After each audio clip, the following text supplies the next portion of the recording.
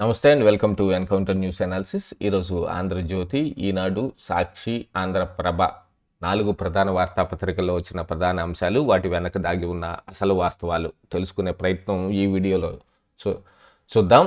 Video చూస్తున్న ప్రతి ఒక్కరూ ఖచ్చితంగా లైక్ చేయండి, ఇంకా 10 మందికి షేర్ చేయండి. అలాగే మన ఛానల్ని సబ్స్క్రైబ్ చేసుకోవటం మాత్రం మర్చిపోకండి.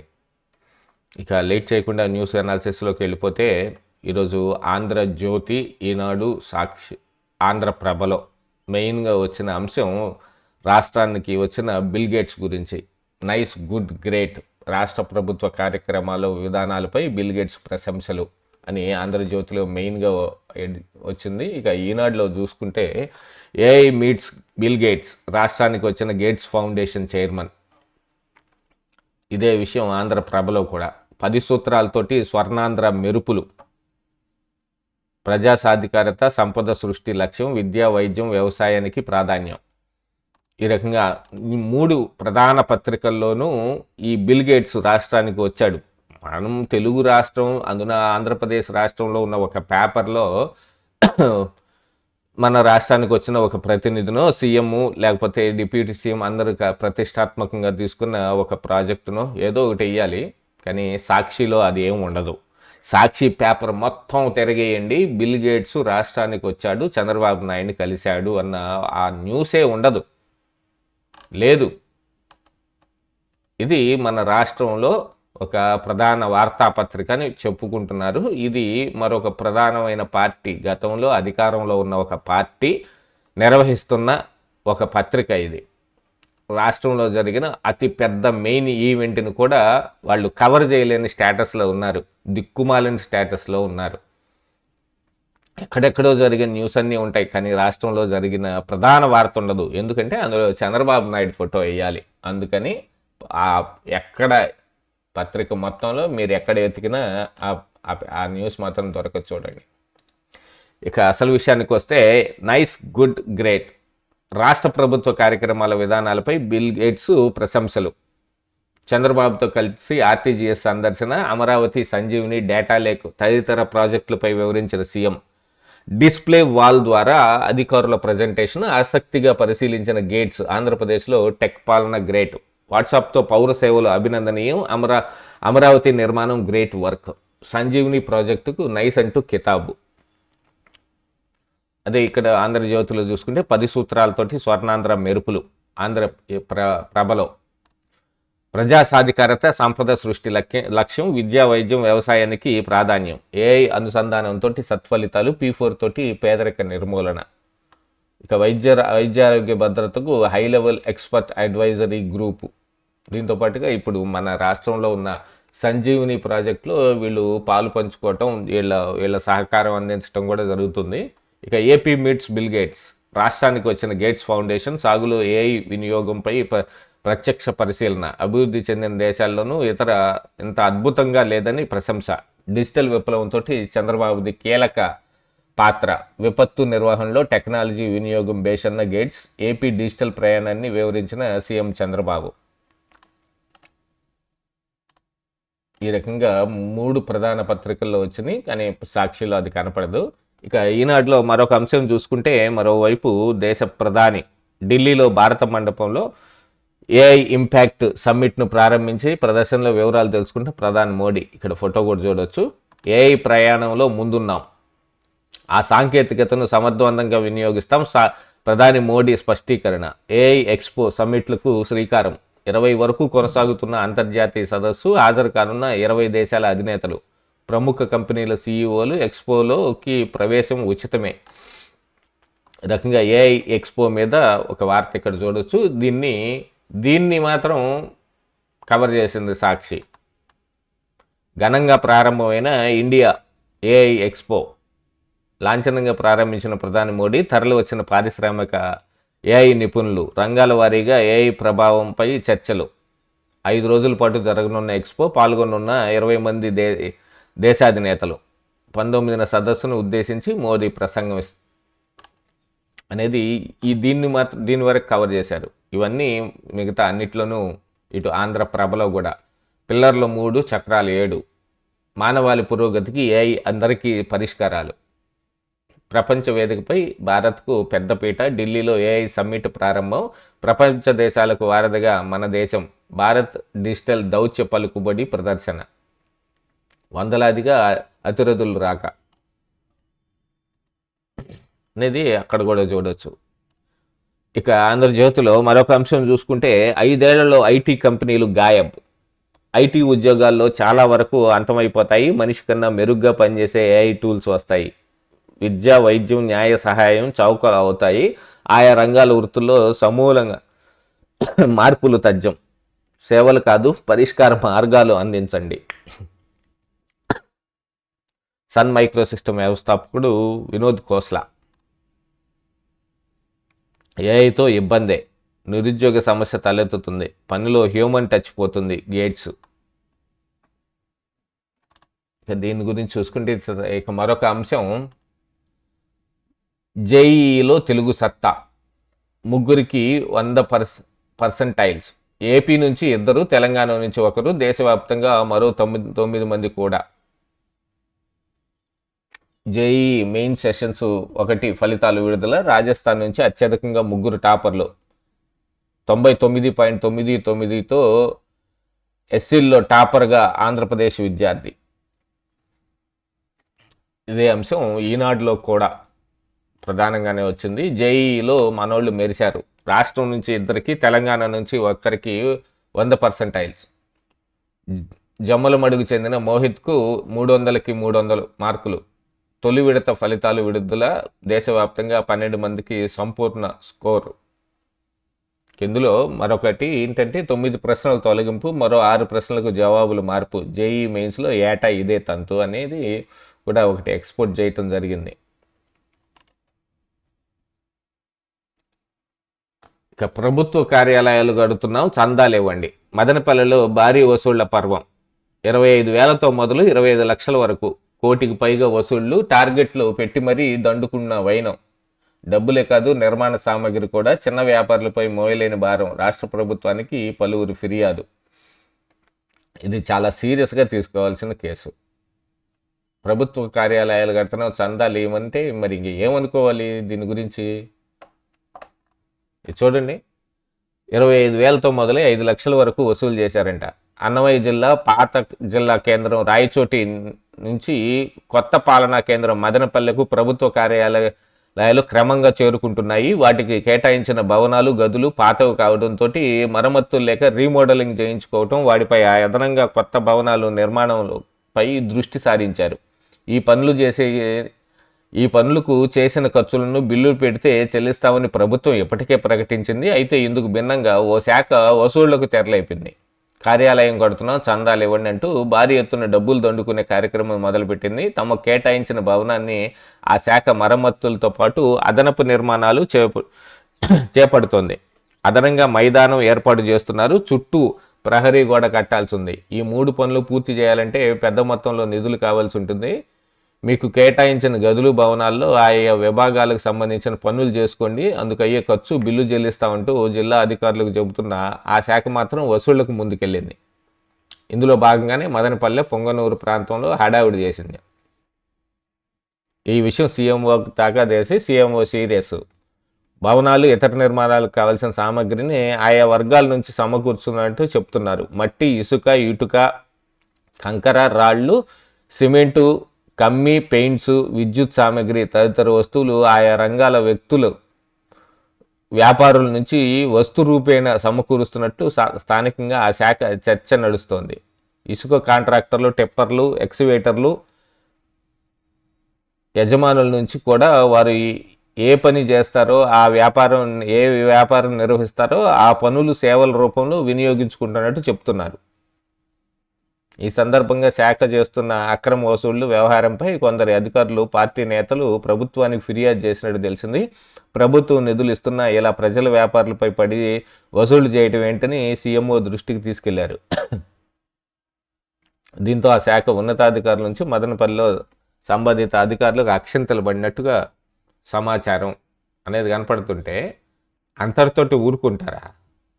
అంతటితో ఊరుకుంటే సరిపోతుందా? డిస్మిస్ చెయ్యాలి. ఇక మరో అంశం చూసుకుంటే సిక్కోలు ఇసుకలో అరుదైన సిరులు, మన తీర ప్రాంతంలో rare earth elements, smart phone నుంచి ఎలక్ట్రిక్ వాహనాల వరకు కంప్యూటర్లు, రాకెట్లు, ఇంజన్ల తయారీలో ఇవే కీలకం. ప్రపంచ గతిని మార్చే శక్తి తీరంలో లోహాలకు చైనా ఆధిపత్యానికి చెక్ పెట్టేలా భారత్ అడుగులు. సిక్కోలు ముఖ చిత్రం మార్చేలా సీఎం చంద్రబాబు వ్యూహం. మూలపేట నుంచి ఈస్ట్ కోస్టు ఇండస్ట్రియల్ కారిడార్ ప్రారంభం, శ్రీకాకుళం కేంద్రంగా రేర్ ఎర్త్ వాల్యూ చైన్ పరిశ్రమలు.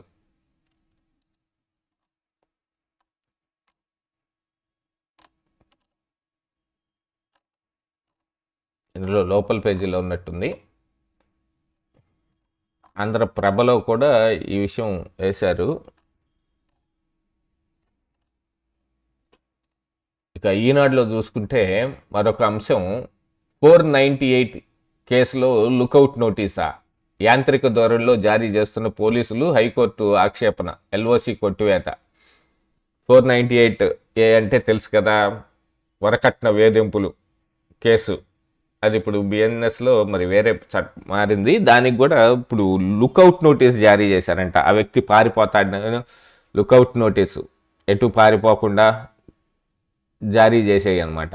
పెద్ద పెద్ద స్కాములు చేసిన మొన్న ఇందులో కూడా లుకౌట్ నోటీస్ ఉండటం మూలానే చెవిరెడ్డి భాస్కర్ రెడ్డి, వెంకటేష్ నాయుడు దొరికారు. కాదనంటం లేదు కానీ వరకట్న వేధింపుల కేసులు 498 ఏ కేసులో కూడా లుకౌట్ నోటీస్ ఇస్తే మరి పోలీసులను ఏమనాలో తెలియదు. ఆ ఎల్ఓసిని కొట్టేసింది హైకోర్టు. వైజాగ్లో జరిగిందట ఇలాంటి ఘటన ఒకటి. ఆయన హైకోర్టుకి వెళ్ళాడు.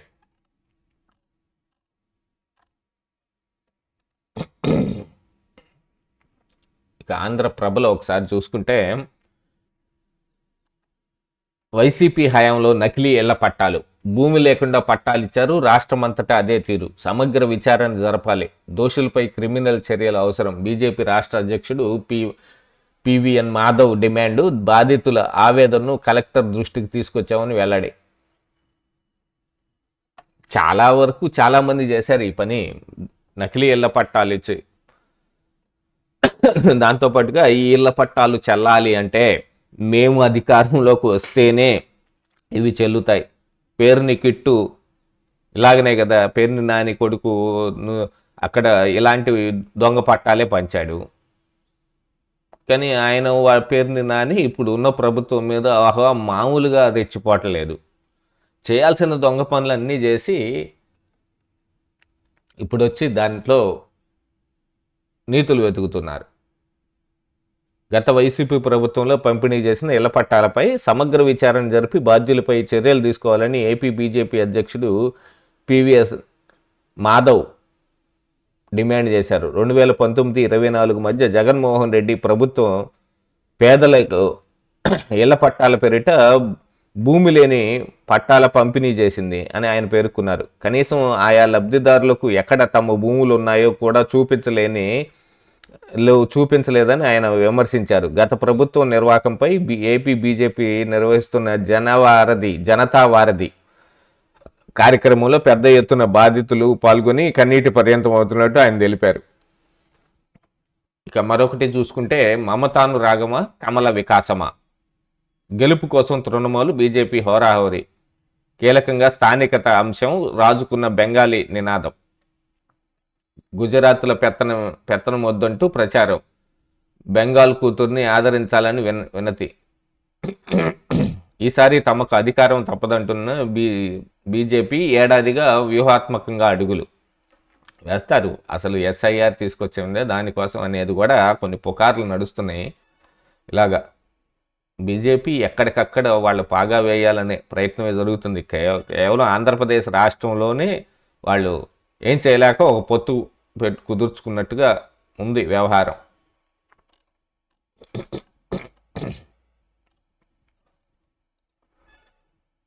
ఇక ఒకసారి లోపల పేజీల్లోకి వెళ్ళబోయే ముందుగా సాక్షిని కూడా పరిశీలిద్దాం. మెయిన్ పేజీలో ఏం వేశారని. ఎటు మెయిన్ రాష్ట్రానికి పనికొచ్చే ఒక న్యూస్ జరుగుతుంటే వాళ్ళు కళ్ళు నిప్పులు పోసుకుంటాయి. వాళ్ళ కళ్ళతో వాళ్ళు చూసి భరించలేరు. అందుకని ఆ న్యూస్ పేపర్ మొత్తంలో ఎక్కడా ఉండదు. దాంతోపాటుగా ఇంకా వాళ్ళ నచ్చిన వాళ్ళతోటి, వాళ్ళకి కావాల్సిన వాళ్ళతోటి, వాళ్ళ పెంపుడుదారులతోటి ఇక దుష్ప్రచారం కూడా. ఒక ఫ్రాడ్, ఒక దొంగ, ఒక దేశద్రోహి. నిన్న మనం అదే అంశం మీద మన కుండబద్దల మెయిన్ ఛానల్లో కూడా ఒక వీడియో చేసాం. బిల్గేట్స్ ఫ్రాడ్ ద్రోహి అయితే మరి జగన్ ఏంటి అని. ఎవరి సమాధానం ఏం చెప్పలేదు దానికి. మరి మరి ఆ మాట పెట్టిన అన్న వీడియో తాలూకు వ్యక్తి కూడా ఏం మాట్లాడలేదు. ఇక వ్యవసాయం ఎక్కడ? బడ్జెట్లో అరాకొర కేటాయింపులతోటి రైతులకు చంద్రబాబు పంగనామాలు. ఉచిత పంట బీమా అటకెక్కించి కొత్త బీమా నాటకాలు. గత బడ్జెట్లోనూ 1023 కోట్లు కేటాయించిన పైసా ఖర్చు చేయని వైనం. ఇక యూరియా ప్రైవేటు దయ, రబీలోను కటకటే, అన్నదాతల అగచాట్లు. జేఈ మెయిన్స్లో ఏపీ విద్యార్థుల సత్తా. ఇవన్నీ వేయటం వచ్చింది కానీ చంద్రబాబు నాయుడు బిల్గేట్స్ గురించిన వార్త వేయటానికి వీళ్ళకి అసలు మనసే ఒప్పలేదన్నమాట. ఇక వ్యవసాయం ఎక్కడ? ఫస్ట్ పేజీ కంటిన్యూషన్ అనుకోండి. యూరియా ప్రైవేటు దయ. యూరియా కష్టాలకు నిజంగానే ఎందుకని ఇలా వస్తున్నాయి అనేది అర్థం కాదు. ఖచ్చితంగా సమయానికి తీసుకొచ్చి అలా పెడతారు. రబీలోను కటకటే, అన్నదాతల అగచాట్లు. బయట ఎంఆర్పికి మించిన ఇష్టారాజ్యంగా దోపిడీ, బస్తాకు 350 నుంచి 600 దాకా బాదుడు.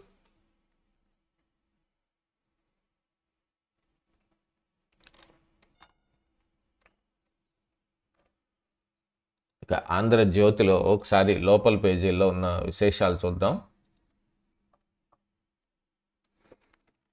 సిక్కోలు ఇసుకలో అరుదైన సిరులు. రేర్ ఎర్త్ ఎలిమెంట్ ఎందుకంత స్పెషల్ అంటే, రేర్ ఎర్త్ ఎలిమెంట్ అంటే భూమి పొరల్లో చాలా అరుదుగా, చాలా తక్కువ మోతాదులో లభించే 17 రకాల రసాయన మూలకాల సమూహం. ఇవి అయస్కాంత శక్తిని, విపరీతమైన వేడిని తట్టుకునే గుణాన్ని కలిగి ఉంటాయి. ఆధునిక సాంకేతికతను, ఎలక్ట్రానిక్ పరికరాలకు అత్యంత కీలకం. సెల్ ఫోన్ల చిప్స్, బ్యాటరీలు, శాటిలైటు, క్షిపణులు, ఎలక్ట్రిక్ వాహనాల తయారీలో ఇవి లేనిదే పని జరగదు. వీటి వెలికితీత, శుద్ధి క్లిష్టమైన ప్రక్రియ అయినప్పటికీ అంతర్జాతీయ మార్కెట్లో వీటికి విపరీతమైన డిమాండ్ ఉంది. క్లీన్ ఎనర్జీ, ఎలక్ట్రానిక్ రంగాల్లో డిమాండ్ కారణంగా 2040 నాటికి వీటి అవసరం 300 నుంచి 700% పెరుగుతుందని అంచనా వేస్తున్నారు. అలాంటిది ఇప్పుడు సిక్కోల్లో ఇలాగా రేర్ ఎర్త్ ఎలిమెంట్ కారిడార్ ఒకటి స్టార్ట్ చేయబోతున్న సందర్భంగా ఈ న్యూస్ ఒకటి.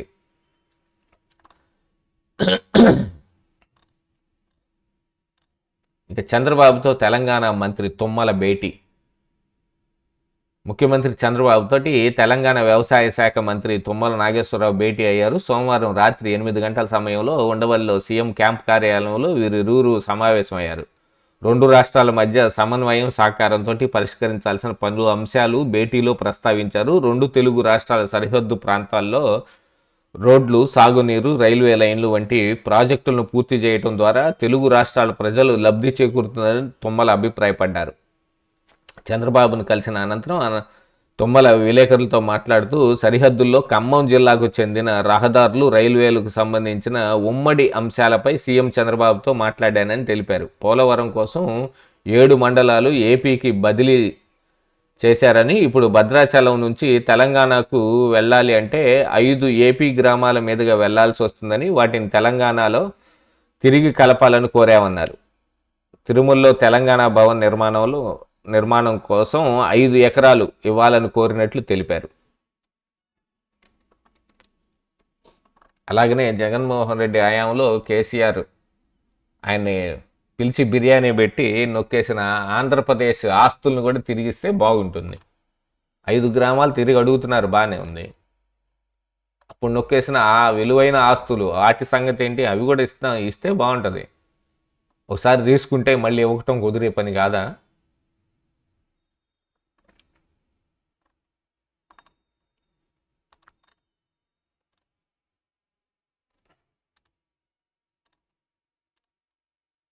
ఇక శిక్షణకు వచ్చి 1,65,00,000 బంగారం చోరీ. అబ్బా, ఎక్కడ పట్టినా ఇలాంటివే. హైదరాబాద్లోని పంజాగుట్ట జోయాలుకాస్ షోరూంలో ఘటన, విజయవాడలో నిందితుడు అరెస్టు. ఓ జ్యువెలరీ షోరూంలో సేల్స్ విభాగంలో శిక్షణ కోసం వచ్చిన ఓ యువకుడు 1,65,00,000 విలువైన బంగారం బిస్కెట్లు చోరీ చేసి పరారయ్యాడు. షోరూం నిర్వాహకుల ఫిర్యాదు మేరకు పోలీసులు కేసు నమోదు చేసుకుని 24 గంటల్లో నిందితుడిని అదుపులోకి తీసుకున్నారు. ఈ ఘటన హైదరాబాద్లో పంజాగుట్ట జోయాలుకాస్ జ్యువెలరీ షోరూంలో జరిగింది. గుంటూరు జిల్లా తాడేపల్లి గ్రామానికి చెందిన కారంపూడి గోపాలకృష్ణ జోయాలుకాస్ షోరూంలో 6 నెలలు శిక్షణకు ఎంపికయ్యాడు. పంజాగుట్టలోని షోరూంలో పై అంతస్తులో వసతి కల్పించి అదే షోరూంలో శిక్షణ ఇస్తున్నారు. 2 నెలలుగా దుకాణానికి సంబంధించిన అన్ని అంశాలు గమనించిన ఆ యువకుడు ఈ నెల 14న పథకం ప్రకారం బంగారు బిస్కెట్లు ఉన్న బాక్సులో నుంచి 100 గ్రాములు బరువున్న 10 బంగారు బిస్కెట్లను దొంగలించాడు. వాటిని షూ సాక్స్లో పెట్టుకుని అప్పటికే షోరూం వెనక భాగంలో వీధిలో ఉంచిన తన బైక్ తీసుకుని విజయవాడకు పారిపోయాడు.